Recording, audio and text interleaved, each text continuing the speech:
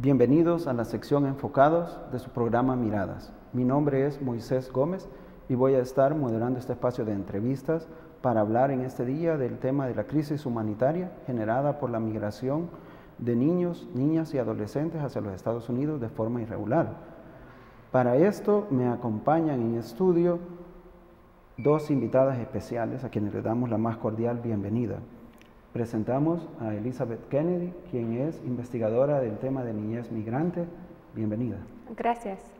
También contamos con la presencia de otra gran mujer, Kirian Muila, quien es directora del programa de atención a refugiados de la Iglesia Anglicana en El Salvador. Bienvenida. Muchas gracias, mucho gusto. Como saben ustedes, estamos asistiendo a lo que se ha dado pues una nueva ola de migración irregular, ¿verdad?, en cantidades desproporcionadas. Se habla de alrededor de 47,000 niños, niñas y adolescentes que han sido de alguna manera detenidos al entrar a Estados Unidos de forma irregular, lo que ha causado que el sistema en Estados Unidos colapse. Literalmente, eso es lo que dicen. Entonces, quisiera preguntarle en primer lugar a Elizabeth que nos hable algo del contexto centroamericano de esta juventud y de esta niñez que se está yendo hacia Estados Unidos. Bueno, sí, primero me gustaría decir que ese flujo empezó hace 3 años, de verdad, porque antes de 2011 en los Estados Unidos recibimos entre 5,000 y 8,000 niños, niñas, adolescentes migrantes desde Centroamérica cada año. En 2012 recibimos casi 14,000, en 2013 casi 24,000 y ese año de verdad no sabemos cuántos estamos recibiendo porque ese número de 47,000 incluye niños, niñas, adolescentes de México que normalmente no pueden quedar en los Estados Unidos y también niños acompañados que normalmente no pueden quedar en los Estados Unidos. Pero quisiera hablar sobre las causas de por qué se migran, porque yo he trabajado en ese tema por más que 4 años ahora y estoy haciendo un estudio aquí sobre las causas de su inmigración. Yo he logrado más que 400 entrevistas aquí y terminé el análisis con los primeros 322, con salvadoreños, niños, niñas, adolescentes, migrantes salvadoreños. Entonces, la causa principal entre ellos para salir es huir. Más que 60% de ellos...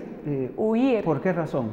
Sí, más que 60% de ellos tienen miedo del crimen organizado, de amenazas de la Mara y de la violencia en sus barrios.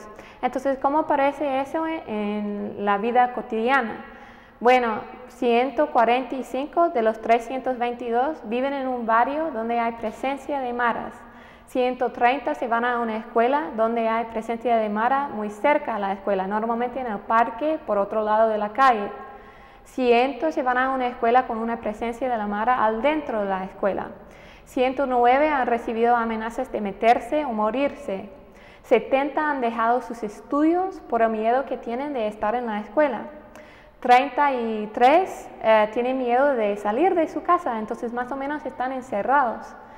Hay 22 que son víctimas de asalto después de rechazar las amenazas de meterse o morirse y 14 tienen padres que eran víctimas de homicidio.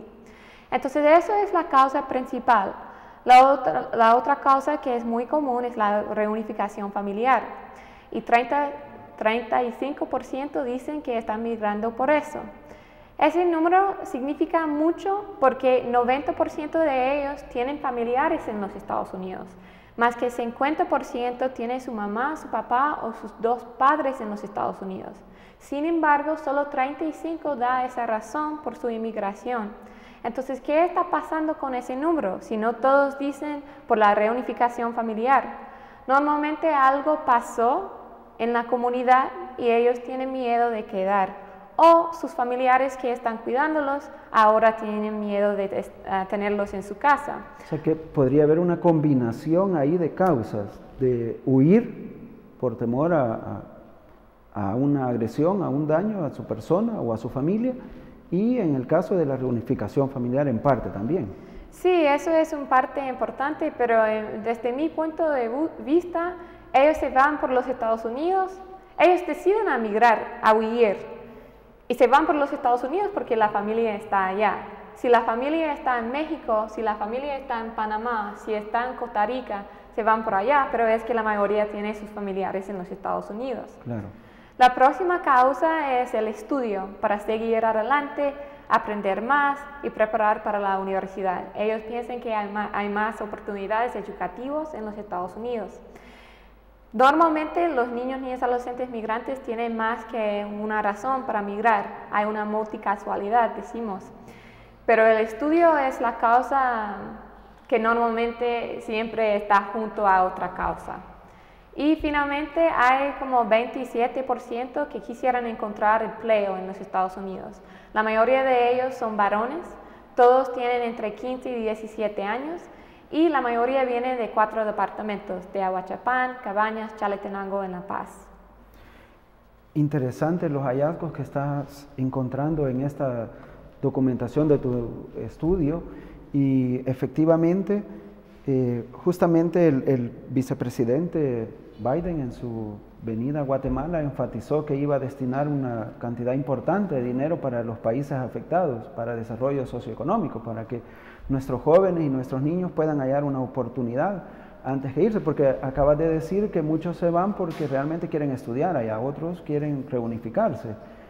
Pero en esa línea te quería preguntar exactamente si allá la postura de las autoridades de Estados Unidos es que definitivamente van a retornar, independientemente de la causa por la que aquí hayan huido, en este caso por la violencia o por amenazas graves a su propia vida. ¿Qué piensa usted de eso? Antes nuestro sistema nunca funcionó así. De verdad, voy a explicar cómo funciona el sistema en los Estados Unidos para recibir niños, niñas, adolescentes migrantes. Normalmente en el pasado, antes del 2 de junio de ese año, cuando ellos se cruzan a la frontera, si están agarrados por el Customs and Border Protection, por la migra, dentro de 72 horas tiene que ser trasladado a un albergue. Entonces la migra está abajo de nuestra rama de seguridad del gobierno, pero nuestros albergues están abajo de la rama de servicios humanitarios.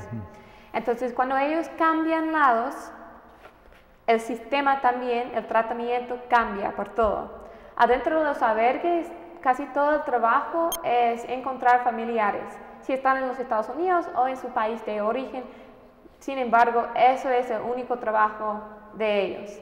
Entonces ellos están intentando reunificar la niña, el niño, adolescente con su familiar. La mayoría, más que 90%, antes de ese año quedaron en los Estados Unidos para esperar su corte de inmigración. Eso es la otra cosa que es muy importante a explicar.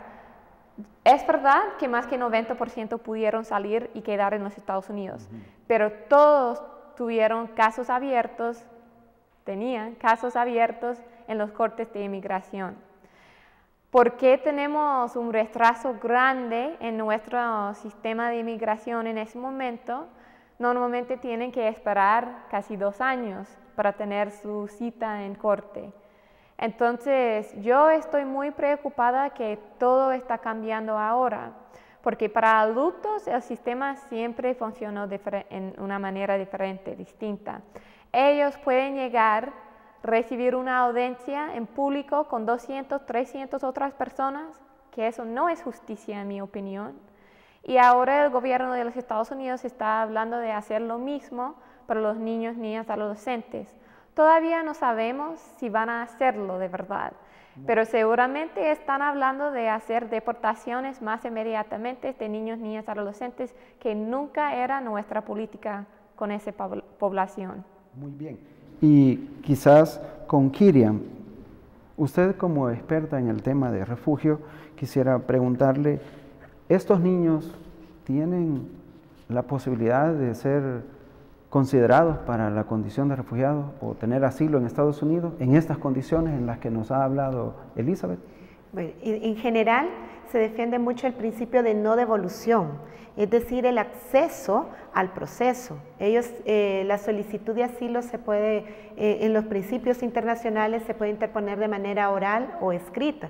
Media vez ellos expresen que desean seguir un proceso de asilo en Estados Unidos, deberían de brindárseles oportunidades para que siguieran el proceso respectivo, ¿verdad? No, definitivamente no puedo asegurar de que los procesos van a tener en todos los casos una respuesta afirmativa, pero el derecho a accesar a esos procesos sí es fundamental, es decir, es lo que protege la Convención sobre Refugiados de 1951. Entonces, por supuesto de que sí, ellos tienen todo el derecho de solicitar asilo en Estados Unidos. ¿Y es considerado apropiado el que vayan los niños, como ella dijo, en cantidades, en masa, a una corte y sin tener capacidad de representarse a sí mismo? ¿Puede un niño representarse a sí mismo en una corte? No.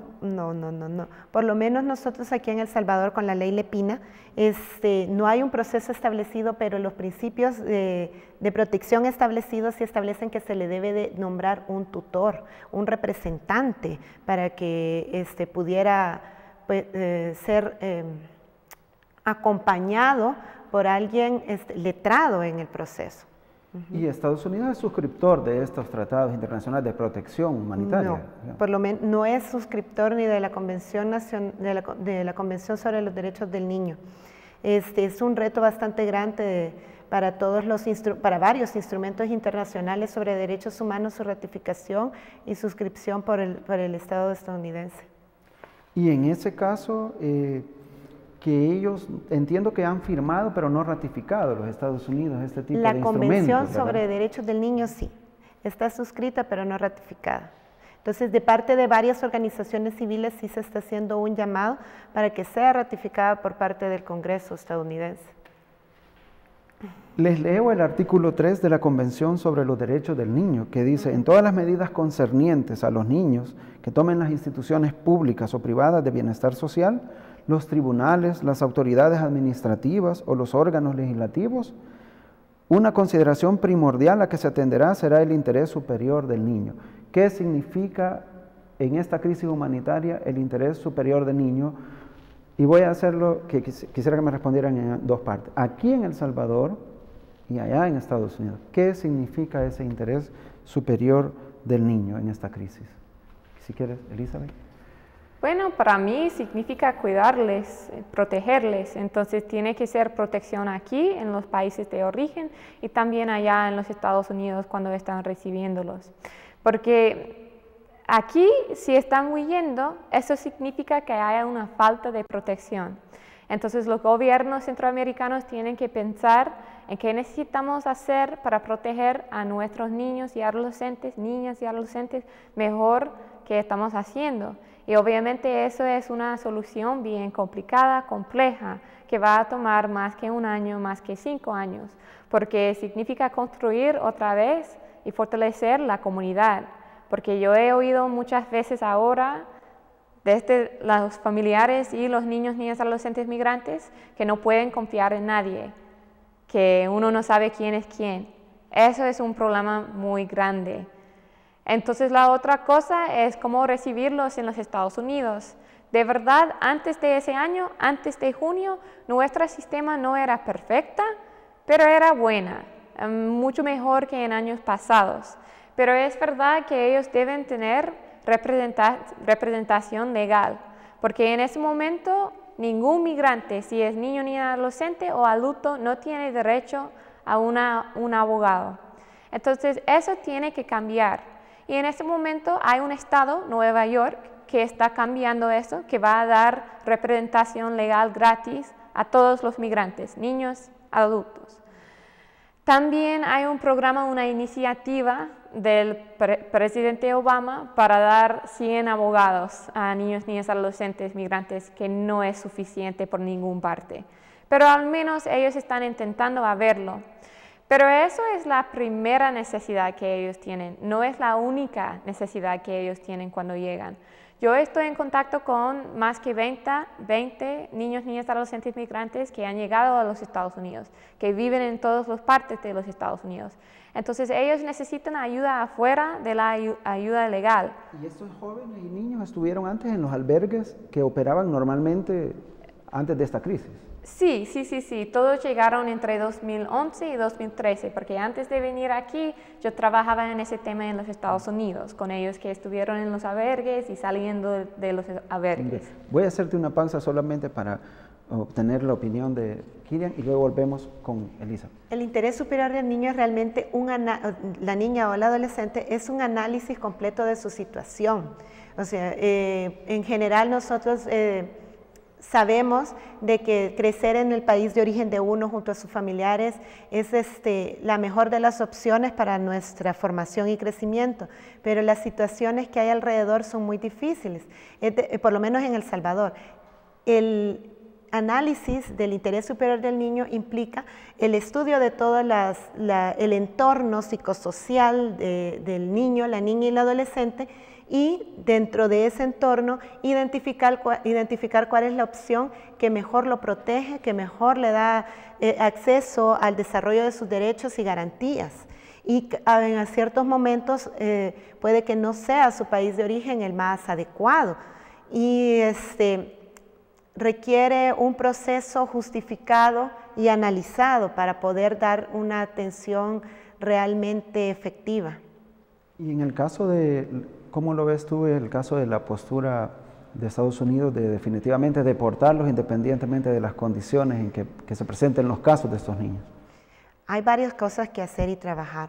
Yo creo que hay como tres aspectos. En primer lugar, luchar por la reunificación familiar de aquellos niños y niñas que ya están en territorio estadounidense y que sus padres están en Estados Unidos, independientemente de su situación migratoria, principalmente por el interés superior del niño, la niña y el adolescente. O sea, es un deber fundamental la reunificación familiar para ellos.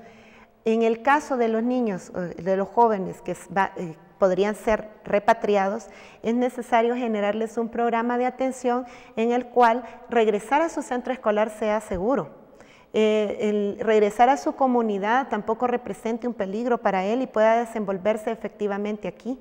Y creo que el tercer paso es trabajar un poco también en las políticas sociales y de seguridad en El Salvador para que no haya más necesidad de buscar seguridad fuera de nuestro país o la reunificación con nuestros padres que están fuera. Me decía Kirian que para que un niño o una niña vuelva a El Salvador tiene que tener las condiciones adecuadas y sin riesgo para su propia vida ni su grupo familiar.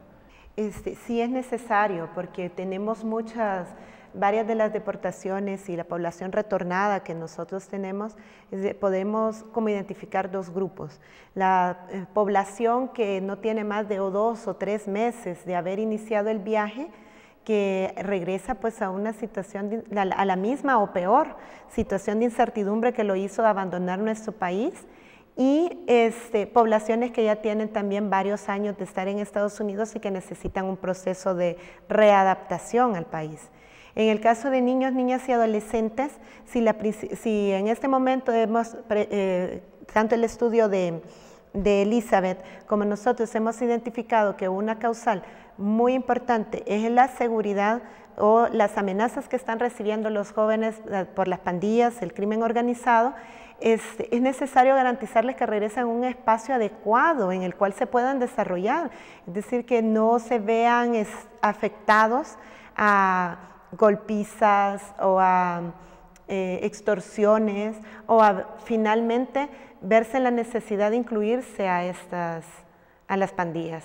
Sí, en relación a eso les comento que de acuerdo a información periodística y extraída de la PNC, ellos reportan que a la fecha van 176 asesinatos de jóvenes menores de 17 años. Eso es según la PNC. Entonces estamos hablando que tenemos un contexto de violencia en donde la vida de los niños, niñas y adolescentes está evidentemente en riesgo. Y en ese sentido es muy importante nuestra institucionalidad. Si quieres comentar algo acerca de este Consejo Nacional de la Adolescencia, de la Niñez y de la Adolescencia CONA y de esta ley LEPINA. Sí. La LEPINA representa un gran avance dentro de nuestra legislación, ya que trata de establecer todos los principios y derechos establecidos en la Convención de los Derechos del Niño. Pues efectivamente ha estabilizado e institucionalizado el desarrollo de varias de estas garantías y derechos para la población de niñez y adolescencia en el país. pero no ha abordado de manera esquemática o estratégica el área de las migraciones, es decir, la niñez y la adolescencia migrante. No hay un proceso o un programa especializado como tal, ni siquiera en la LEPINA o en la Política Nacional de Niñez y Adolescencia, que fue desarrollada hace un año aproximadamente. Es un vacío muy grande cuando tenemos a varios de nuestros jóvenes saliendo diariamente. Centros escolares que la principal deserción que tienen es la migración de sus jóvenes hacia Estados Unidos. Y no hay nada, no hay ninguna un área específica para tal. Ahora, sí sé que el CONNA ha estado trabajando en una mesa interinstitucional para generar protocolos que garanticen la dignidad de los niños, niñas y adolescentes en el proceso de retorno. Pero todavía está esta mesa, este protocolo generándose, se está todavía concretando. Y el trabajo, sabemos que hay mucho trabajo por hacer y que el CONNA tiene unas metas gigantes, pero resulta muy poco más en este contexto, en el contexto de toda la niñez que está migrando y que posiblemente regresen y regresarán a lo mismo. ¿Hasta qué punto las juntas de protección van a poder coordinar o van a poder apoyar a las familias para que puedan brindar seguridad y acceso a educación principalmente a ellos? En esta línea, Elizabeth, si tú nos puedes ilustrar, ahora vemos la otra cara de la moneda, en Estados Unidos, ¿cómo funciona este sistema de atención a la niñez migrante cuando llega a Estados Unidos, digamos, antes de que esta crisis? ¿Cómo opera ya en Estados Unidos este sistema con relación a los niños y su proceso migratorio? Bueno, como expliqué antes, cuando ellos llegan a los Estados Unidos, se cruzan la frontera, si están agarrados por la migra, tienen que ser trasladados a un albergue adentro de 72 horas. Entonces, en los albergues están dirigidos por nuestra rama humanitaria. Entonces, adentro de los albergues normalmente, bueno, no normalmente, siempre tienen que recibir 3 comidas por día, 2 meriendas, tienen que estar en la escuela todos los días, afuera de los fines de semana. También tienen que recibir servicios médicos. ¿Y hay plazo adentro que tienen que permanecer ahí en ese albergue o es lo que tenga que pasar ahí? Hay plazo. Plazo, tiempos. Tiempos. Bueno, el promedio en 2012 era 42 días. Ahora ha cambiado mucho, sí. Es como 2 semanas. Entonces eso también nos preocupa allá en los Estados Unidos porque antes todos tuvieron que terminar un background check antes de recibir el niño, la niña o adolescente. Hay muchos que dicen que eso no está pasando ahora, entonces como los niños, niñas, adolescentes migrantes son en vulnerabilidad muy alta, es importante tener ese proceso que pensamos que no está pasando. Pero en esos 42 días que mencionabas, ¿qué hacen los personeros del albergue en esos 42 días como máximo, como promedio? ¿Qué es lo que hacen? ¿Buscan familiares del niño allá o cuál es el procedimiento? Sí, busquen familiares y en el pasado tomó más tiempo porque eran más rígidas, querían entender, estudiar la casa, la familia antes de mandarlos a ellos. Pero hay cosas ahora... Allí estaban poniendo el interés superior del niño. Sí. En esa situación. Pero es por el crisis ahora, como no hay tanto espacio, todos están preocupados del tiempo, del espacio, de la cama, de todo. Han cambiado sus procesos. Supuestamente ellos dicen que ahora están investigando por internet, pero antes era más...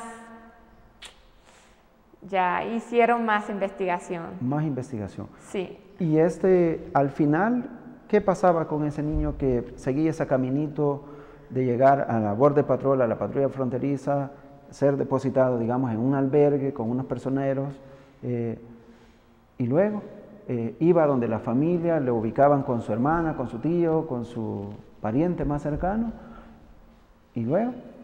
Bueno, todos tienen casos abiertos en nuestros cortes de inmigración.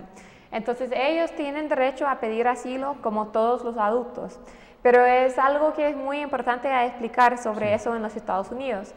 Primero, nosotros tenemos una historia muy TEA con aceptar casos de asilo de centroamericanos.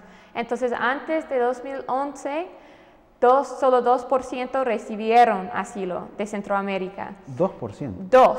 2%. Entonces, no es probable que un centroamericano va a ganar su caso de asilo. Entonces, hay muchos niños, niñas, adolescentes que intentan por otro tipo de visa. Se llama en inglés Special Immigrant Juvenile Status. Entonces, estatus especial de juventudes migrantes, más o menos. Entonces, esa clase es para ellos que son víctimas de abuso, de trata, que son huérfanos, o hay pocos otros casos. Abusos también, abusos. Abuso, trata, negligencia, trata, sí dije, o son huérfanos. Entonces, ellos pueden buscar ese tipo de visa y normalmente los abogados prefieren intentar con eso. El otro problema para adultos y niños, niñas y adolescentes migrantes desde Centroamérica es que no tienen derecho a representación legal. Entonces es muy difícil en un corte de inmigración a presentarse en inglés con nuestras leyes muy complicadas, aún para mí, que soy de los Estados Unidos, yo entiendo la gran parte de nuestro sistema. Entonces eso es muy difícil y es parte de por qué hay tantos que pierden sus casos. Entonces, como aparece afuera del tema legal, ellos empiezan a irse a la escuela, si pueden, pero como mencioné antes, yo estoy en contacto con más que 20, 4 intentaron a matricularse en la escuela y no pudieron, porque tenían más que 16 años, solo hablan español y las escuelas les rechazaron. Eso es contra nuestra ley, porque todos los niños, niñas, adolescentes en los Estados Unidos, si son ciudadanías o no son ciudadanías, tienen derecho a una educación universal y gratis hasta la edad de 18 años. Pero como ellos no saben, eso está ocurriendo hoy, digamos. Sí, hoy. Me imagino que está pasando todos los días. Sí. Entonces, los 4 querían matricularse, no pudieron al final. Los otros normalmente están en la escuela. También hay algunas cosas preocupadas para ver, porque normalmente ellos no pueden trasladar a clases regulares. Entonces ellos están tomando sus clases en español y nunca cambian. Sí. Eso también me preocupa porque yo era profesora, entonces las clases no son del mismo nivel si están en otro idioma. Bien. Interesante conocer ese punto de vista de cómo ocurre y cómo opera el sistema para la atención de los niños. Y evidentemente vemos que en nuestro país hay un pequeño desfase en esa línea, ¿no? Volviendo aquí a nuestro país, Kirian, quería preguntarte, cuando un niño viene aquí a Centroamérica, al caso de El Salvador, ¿cómo accede a esto del refugio? Bien. ¿Tú has tenido casos de niñas? Sí, hemos tenido un solo caso de niños y adolescentes, eran 3 hermanos, que estaban solicitando asilo acá en el país. No hay, por lo menos en la época en que ellos vinieron, la LEPINA no se ejecutaba en su totalidad, y seguimos el proceso que se sigue ante solicitudes de asilo. No terminaron ellos el proceso, decidieron regresar a su país de origen, pero sí demostró el gran vacío que tenemos para acogerlos. Y en este momento que ya está en vigencia la LEPINA, también el vacío procedimental para seguir. Ejemplo, de qué manera se le va a... la LEPINA tiene los procesos, pero sería de que siguiera o se le adjudicara un representante legal para poder seguir el proceso de asilo en El Salvador. Es decir, que no se iniciaría ningún proceso si no antes se le ha tramitado un representante legal. Pero esto también genera otro tipo de cuestiones en procedimientos. Ejemplo, migración. ¿Con qué estatus migratorio quedaría también un joven solicitante de asilo esperando la adjudicación de un representante? No obstante, el principio fundamental de no devolución, y desde el que expresa, ¿verdad?, que necesita asilo, no estaría sujeto a ningún tipo de deportación, en ninguno. Comentando sobre la niñez, pues tenemos muchos niños, niñas y adolescentes migrantes en el país, principalmente hondureños y nicaragüenses. No todos necesitan asilo o han solicitado asilo. O están con sus padres, porque hay una fuerte migración de familias hondureñas y nicaragüenses también. Y es un ámbito que tampoco está desarrollado dentro de las políticas del CONNA o de las juntas de protección departamental, porque si bien es cierto, la LEPINA no estableció un artículo específico hacia la niñez migrante, sí establece que todo niño, niña y adolescente en el territorio salvadoreño gozará de las garantías y los derechos establecidos ahí. No hace distinción entre personas salvadoreñas o no salvadoreñas. Por lo tanto, también es necesario generar un proceso o un mecanismo de atención y seguimiento a todo niño, niña y adolescente migrante en nuestro país. Ya para ir concluyendo este espacio de entrevistas, Elizabeth y Kennedy, quería preguntarle a usted, Elizabeth, y también a Kirian, ¿qué piensan de esta situación que ocurre dentro del mundo político en Estados Unidos, en el que los republicanos están acusando a sus pares demócratas acerca de que la crisis la ha generado el presidente Obama y con sus diversas iniciativas de reforma migratoria? Antes dio una oportunidad a través del programa DACA, después se habló de otra medida más amplia, más extensiva, ¿no? Ya se hablaba de 11 millones de personas que podrían verse beneficiadas con una reforma migratoria integral. Y todo esto, según algunos, como los republicanos, los políticos republicanos, podría haber causado como un gancho, ¿no?, para atraer más personas hacia Estados Unidos, esperando que allá pueden obtener algún tipo de beneficio. ¿Qué hay de mito en esto y qué hay de realidad? Bueno, de acuerdo a mi estudio es completamente mito, porque como dije antes, yo he logrado más que 400 entrevistas y yo siempre quiero saber qué saben del sistema en los Estados Unidos, de nuestra promesa de reforma migratoria que de verdad no está pasando. Y normalmente ellos no saben nada de nuestro sistema en los Estados Unidos. Entonces, de los 400, solo uno me preguntó sobre DACA, el DREAM Act y reforma migratoria. Él tiene sus dos padres en los Estados Unidos por más que 10 años y también tiene 2 hermanos que nacieron en los Estados Unidos y se graduó con su bachillerato con solo 15 años. Entonces él es muy inteligente, hizo investigación por internet y quería saber sus oportunidades, sus posibilidades en los Estados Unidos. 15 otros me preguntaron si el sistema para niños, niñas y adolescentes es diferente en los Estados Unidos que para los adultos. Afuera de esos 16, nadie supieron nada. Entonces, eso para mí es puro mito. O sea que hay mucha desinformación de parte de la población potencialmente migrante. Sí, y aún al nivel gobierno aquí, porque yo hice muchas presentaciones aquí sobre el sistema que tenemos en los Estados Unidos para niños, niñas, adolescentes. Entonces, yo he visto que normalmente la mayoría de salvadoreños, guatemaltecos, hondureños no conocen bien el sistema en los Estados Unidos. Ahora está cambiando porque está en la frente de cualquier periódico en ese momento. La otra cosa es, yo creo que la reforma migratoria es bien importante en ese tema, porque es verdad que más que 90% de ellos tienen familiares en los Estados Unidos. Al mismo tiempo, los familiares en los Estados Unidos quisieran regresar para visitar a sus familiares y no pueden en este momento. Entonces tiene que ser más visas familiares, pero también tiene que ser más visas humanitarias para ellos que tienen miedo de vida en ese momento. Sí, en el caso de los, digamos, los beneficiarios del TPS en Estados Unidos, por ejemplo, no pueden viajar a su país y ya tienen 13, 14 años ya de estar bajo ese paraguas del TPS y 14 años sin ver su familia es algo bastante trágico para un padre de familia, para una madre, para... Sí, porque la mayoría de los niños, niñas, adolescentes migrantes dicen que sus padres tienen o su familiar en los Estados Unidos tiene TPS o permiso de trabajo y ninguno da derecho de viajar y regresar a su país o traer su familia. Por una temporada, un tiempo, exacto, ¿verdad? Entonces también yo he conocido a muchos que intentaron obtener una visa para viajar de una manera legal y más segura y fueron rechazados. Entonces, el gobierno de los Estados Unidos tiene que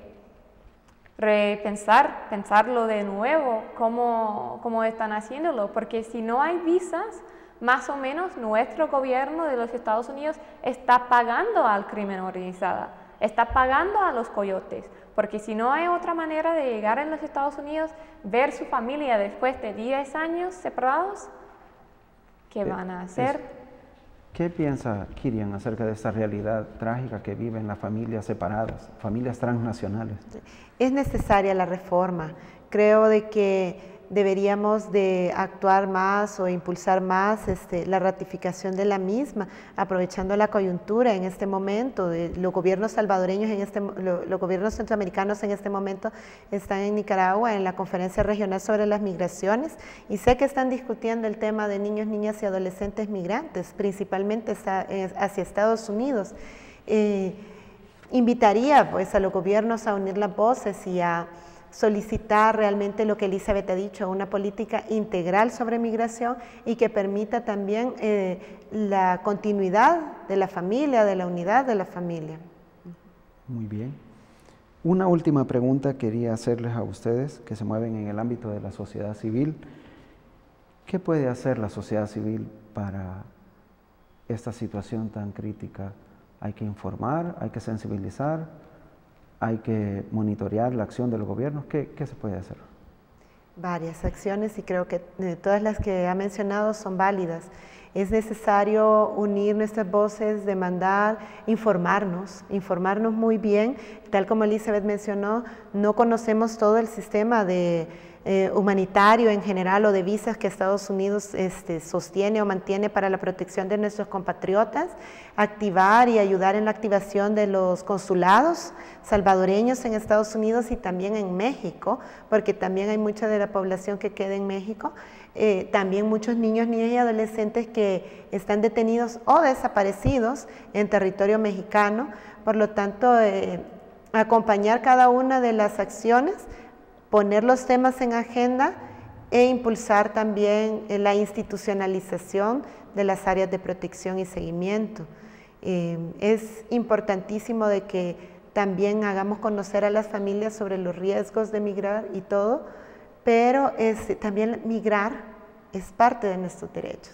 Así de que también necesitamos desarrollar mecanismos o alianzas, en este caso con Estados Unidos, que permitan también otras formas de migrar, que no sea exactamente con el tráfico de personas. Sí, para ir concluyendo, Elizabeth, tú decías que es importante que Estados Unidos considere su forma en que otorga visas, puede extender más visas humanitarias. Si una persona es capaz de pagar $7,000, $8,000, puede pagar un boleto aéreo para ir a visitar a su familia a Estados Unidos. Incluso desde el punto de vista económico, les iría bien. Sí, yo creo que es muy importante que nosotros pensamos en tener otra vez visas humanitarias, porque más o menos no estamos aprobándolos en ese momento. Entonces eso sí, pero también visas para familias transnacionales, porque la historia entre los Estados Unidos y Centroamérica ya estamos bien juntos. Entonces debemos tenemos mercados abiertos, ¿por qué no tenemos fronteras abiertas más o menos? Especialmente para ellos que están participando en familias transnacionales. Y en ese aspecto yo creo que es muy importante en ese momento que construimos redes transnacionales también. Entonces, entre organizaciones civiles aquí en El Salvador, en México, en los Estados Unidos, y algunos existen, pero en ese momento yo creo que es crítico para trabajar juntos, para dar conciencia a ese problema que existe. Le agradecemos infinitamente haber estado con nosotros en este programa. Estimados amigos, hemos analizado la crisis humanitaria que se ha generado producto de la migración de niños, niñas y adolescentes hacia Estados Unidos. Hemos explorado algunas realidades que están detrás de este drama humano y esperamos que haya sido de su interés. Continúen con su programa Mirada.